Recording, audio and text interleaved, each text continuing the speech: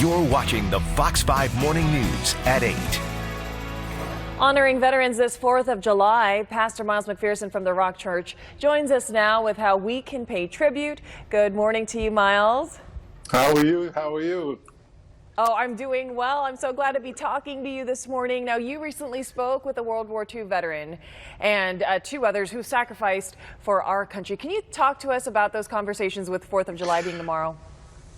Oh, yeah, it's so important for us to acknowledge the military. My dad was also in the military, and we have a special Fox program on Sunday where we're going to feature 3 members of the military. One was 104 years old, another one was a Navy SEAL, and another one was an infantry assault team who was injured.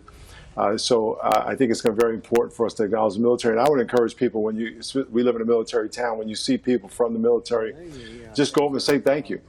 Tell them you appreciate what they've done and the sacrifice they've made. There's no better sacrifice than to lay down your life for your friends, and they have laid down their lives for us, and luckily these 3 made it out.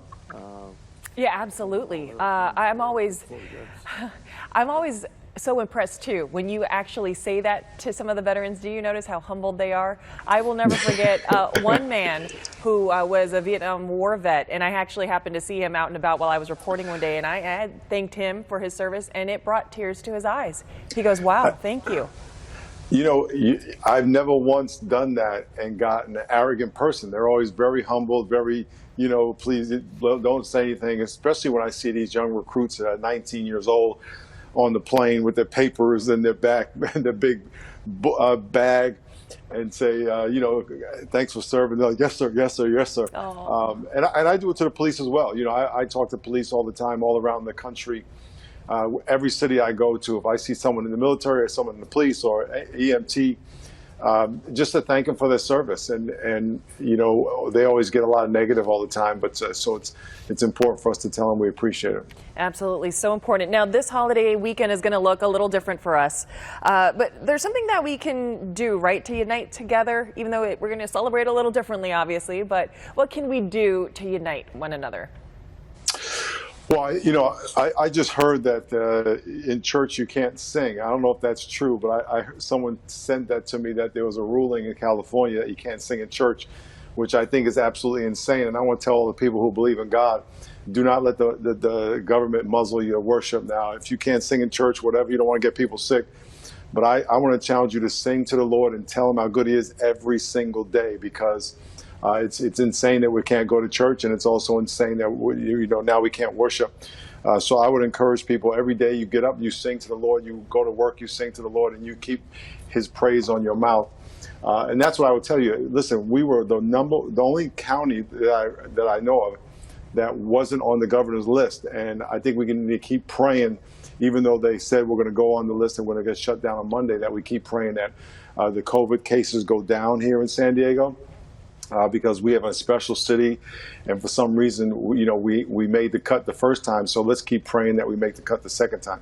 Well, I know it is one of those things, like, to be on that watch list. But you know what, San Diego has been doing so well, and I cannot agree with you more. I can only praise and worship as I'm driving in my car by myself.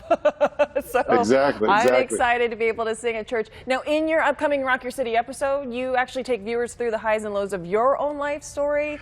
So real quick, because I have heard your story, I've heard your testimony, what word of encouragement would you share with people struggling right now? I went through 8 years of smoking weed, 2 years of cocaine. I was destroying my life, and I told Jesus, I said, listen, I'm wrong. I surrender my life to you. Will you forgive me? And then one day I stopped doing cocaine, April 12, 1984. I got back with my girlfriend, who's now my wife, for 36 years. Okay.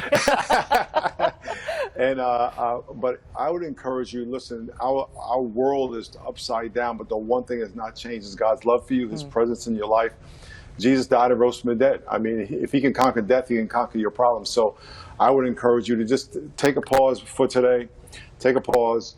You got a holiday. Take some time and say, Jesus, I surrender my life to you.